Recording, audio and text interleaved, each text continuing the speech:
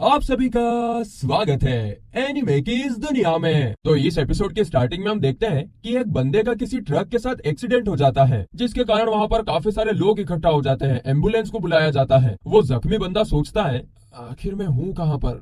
रुको, अभी मुझे याद आया, मुझे तो ट्रक ने धक्का मार दिया था। अब धक्का नहीं मार दिया था, एक्सीडेंट हो गया था। और मेरे साथ बाकी के जो 3 लोग थे, क्या वो सभी ठीक है? हॉस्पिटल पहुंचते पहुंचते उस बंदे की हालत और भी ज्यादा खराब हो जाती है। डॉक्टर्स उससे कह रहे थे कि अपनी सांस लेते रहो, पर वो बंदा सोच रहा था कि काश मरने से पहले मैं अपनी वर्जिनिटी लूज कर पाता, जिसके साथ ही उसकी आंखें बंद हो जाती हैं। इतना गंदा सोचेगा तो आंखें बंद होगी सही, लेकिन तभी उसे कोई अजीब सी लैंग्वेज सुनाई देती है। और जैसे ही वो अपनी आंखें खोलता है तो वो अपने सामने 2 लोगों को देखता है। और तभी वो आदमी उसे उठाकर एक औरत को पकड़ा देता है, जिसे देखकर ये लड़का सोचता है कि आखिरकार ये आदमी मुझे इतनी आसानी से कैसे उठा पा रहा है। आखिर ये लोग हैं कौन? क्या ये कोई हॉस्पिटल है? और फिर वो अपने हाथों से उस औरत को पकड़ने की कोशिश करता है कि तभी उसे एहसास होता है कि अरे तेरी की, तो अब वो एक बच्चा बन गया है। आगे वो सोचने लगता है कि शायद मैंने वापस से जन्म लिया है। मुझे तो विश्वास नहीं हो रहा कि ये रीइंकार्नेशन सच में मुमकिन भी होता है। खैर, उन दोनों आदमी और औरत का नाम पोल और जेनिथ होता है। इसके बाद हमें कुछ महीने बाद का सीन दिखाया जाता है, जहाँ पर ये पूरे घर में घूम घाम रहा था और उसकी माँ उसको ढूंढ रही थी। यहाँ पर हमें पता चलता है कि इसका नाम रूडी है और इसको अब इनकी लैंग्वेज भी समझ में आ जाती है। और बच्चा होने के बावजूद भी ये सब कुछ जल्दी जल्दी सीख रहा है। आगे रूडी बाहर का नजारा देखकर सोच रहा है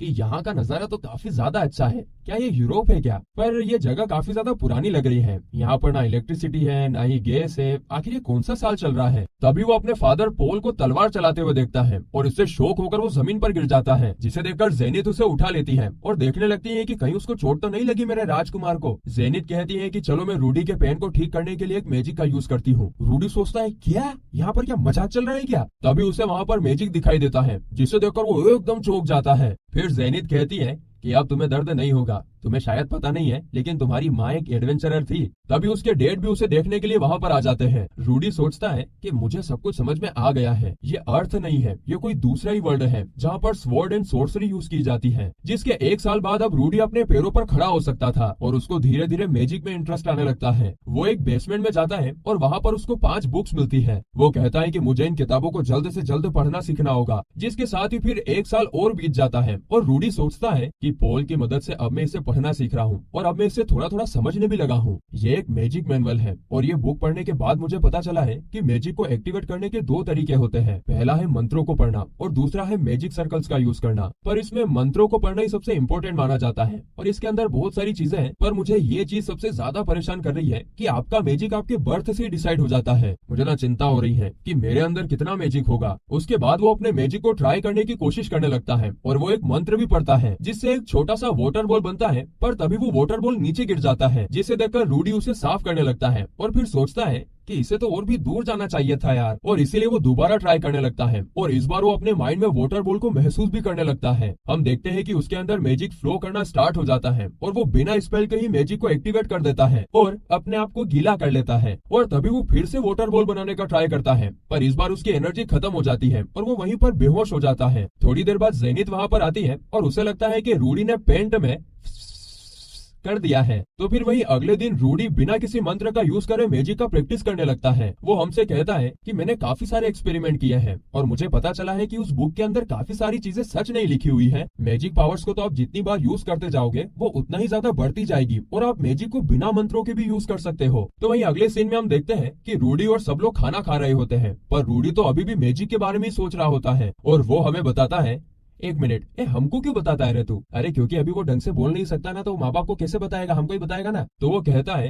कि जैसे जैसे मैं ग्रो करता जाऊंगा वैसे वैसे मेरी मैजिकल पावर इंक्रीज होती जाएगी और शायद ऐसा भी हो सकता है कि इतनी जल्दी मैजिक यूज करने की वजह से मेरा मैजिक एक दिन मैक्सिमम तक पहुंच जाए। अगर ये सारी चीजें सच है ना, तो मुझे तो और ज्यादा प्रैक्टिस करनी पड़ेगी अब। इसके बाद हम दूसरी तरफ देखते हैं कि पोल को तलवारबाजी करता हुआ देख सभी लड़कियां एकदम खुश हो रही होती है और तभी पोल के ऊपर पानी आकर गिरता है और उसे कुछ समझ नहीं आता है कि ये पानी आखिर कहाँ से आ गया। लेकिन हमें तो पता है कि यह करतब दिखाने वाले जनाब और कोई नहीं बल्कि रूडी है। उसने ना वाटर बॉल को आगे फेंकने के बारे में सीख लिया था। वो बहुत ज्यादा खुश हो जाता है और कहता है कि मैंने पता लगा लिया है कि मंत्र कैसे काम करता है। मंत्रों की मदद से आप किसी भी चीज को क्रिएट कर सकते हैं, उसकी साइज को सेट कर सकते हैं और उसे एक्टिवेट भी कर सकते हैं। अगर मैं फायरिंग स्पीड ही सेट नहीं करूंगा तब ये वाटर बॉल कहीं पर नहीं जाएगा। अब मेरे पास ना बहुत सारे मैजिकल पावर्स आ चुके हैं, तो अब वक्त आ चुका है कि अब मैं इंटरमीडिएट मैजिक का यूज करूं। आगे वो मंत्रों को पढ़ने लगता है और हम देखते हैं कि वहाँ पर बहुत बड़ी वाटर बॉल आ जाती है और वो दीवार को तोड़ते हुए बहुत दूर जाकर गिरती है। तो वहीं इस खतरनाक धमाके को सुनकर पॉल और जेनित वहाँ पर भागते हुए आते हैं। जेनित देखती है कि रूडी ने तो इंटरमीडिएट लेवल का मैजिक यूज किया हुआ होता है। रूडी जेनित को देखकर सोचता है कि भाई साहब अब तो मुझे डांट पड़ने वाली है। पर तभी जेनित खुश होते हुए कहती है,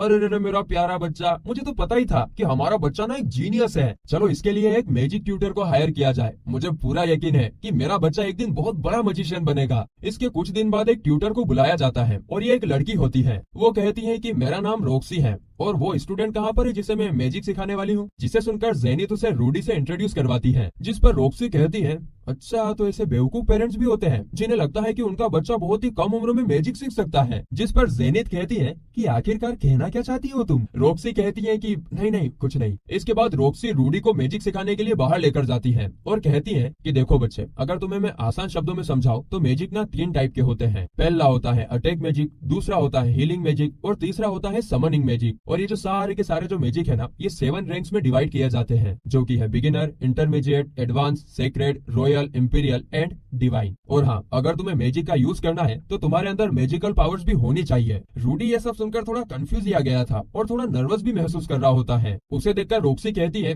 कि चलो मैं तुम्हें एक मैजिक करके दिखाती हूँ, तुम इसे मेरे पीछे रिपीट करना। वो आगे मंत्रों को पढ़ना स्टार्ट करती है और एक वाटर बॉल का यूज करके एक पेड़ को तोड़ देती है। ये देखकर रूडी कहता है कि मैं आपको एक चीज बताऊं, मेरी माँ ने ना बहुत मुश्किल से उन पेड़ों को बड़ा किया है। जब उनको पता चलेगा कि आपने उन पेड़ों को तोड़ दिया है ना, तो वो आपकी खटिया खड़ी कर देगी। जिसे सुनकर रॉक्सी एकदम घबरा जाती है और अपने हीलिंग मैजिक का यूज करके उस पेड़ को वापस से जोड़ देती है। रूडी ये देखकर खुश हो जाता है। आगे फिर रॉक्सी रूडी को मैजिक का यूज करने को कहती है। रूडी मंत्र पढ़ता है लेकिन अचानक से ही वो वाटर बॉल को फायर कर देता है। तो रॉक्सी कहती है कि क्या तुमने अभी मंत्र को छोटा कर दिया। रूडी कहता है कि दरअसल मैं तो मंत्र को ही स्किप कर देता हूँ। रॉक्सी चौंक जाती है और कहती है कि अरे तेरे की तो खतरनाक बच्चा है, लगता है कि इसे ट्रेन करने में बहुत मजा आने वाला है। तभी हम देखते हैं कि रूडी की माँ का पेड़ ना फिर से टूट जाता है और इस वजह से उसकी माँ रॉक्सी को डांटने लगती है। रॉक्सी सोचती है कि अरे मैंने तो पहले ही दिन गड़बड़ कर दी, लगता है कि मुझे कल ही यहाँ से निकाल दिया जाएगा। जिस पर रूडी कहता है कि अरे टेंशन मत लो मैम, इसमें आपकी कोई गलती नहीं है, ये सब तो मेरी गलती की वजह से हुआ है। और फिर वो सोचने लगता है